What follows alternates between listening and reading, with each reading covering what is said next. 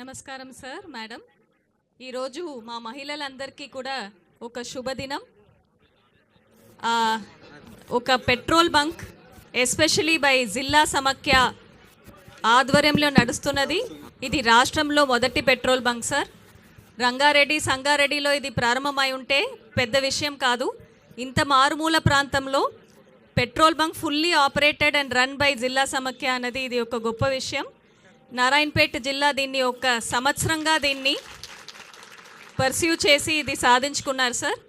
ఇందువల్ల వాళ్ళకి 5 లక్షల నుంచి 8 లక్షల దాకా ప్రతి నెల ఆదాయం రావచ్చు.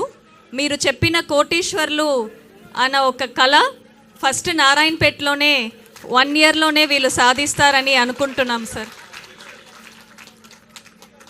సార్ ఇప్పుడు జిల్లా సమాఖ్య ప్రెసిడెంట్ చంద్రకళ ఒక్క నిమిషం మీతో మాట్లాడుతారు.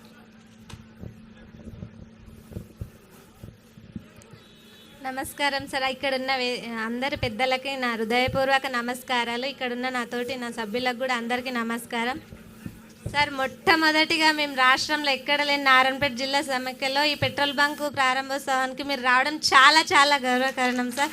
చాలా హ్యాపీగా ఉంది మేడం. మీకు కూడా సీతక్క గారికి కూడా అందరికీ చాలా చాలా థ్యాంక్స్ సార్. మాకు అసలు జిల్లా సమాఖ్యకి ఏ ఆదాయం అనేది ఇంతకుముందు లేకుండే సార్. ఇక్కడ మన గవర్నమెంట్ ల్యాండ్ వచ్చేసి 6 గుంటల భూమి ఇచ్చి మాకు కంపెనీ వాళ్ళతో మాట్లాడి వాళ్ళకి 20 సంవత్సరాలు లీజుకి ఇచ్చినాం సార్. మాకు నెలకు 10,000 వాళ్ళు రెంట్ ఇస్తున్నారు సార్. మాకు ఒక లీటర్ వెనుక పెట్రోల్ వెనుక 3 రూపాయల లాభం ఉంటుంది సార్. ఇంకా డీజిల్ వెనుక 2 రూపాయలు వస్తుంది సార్.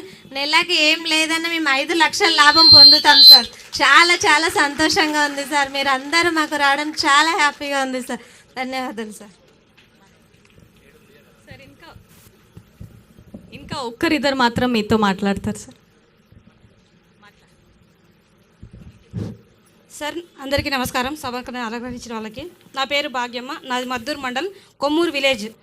నేను మహిళా సంఘంలో చేరి 14 సంవత్సరాలు అవుతుంది. అప్పటి నుంచి చిన్న సంఘం అధ్యక్షురాలుగా, గ్రామ సంఘం అధ్యక్షురాలుగా, మండల సమైక్య అధ్యక్షురాలుగా, జిల్లా సమైక్యలో కార్యదర్శిగా చేశాను. ఇప్పటి వరకు ఒక మహిళ అంటే ఇంటికి పరిమితం అనేది ఉండేది ఇంతకుముందు.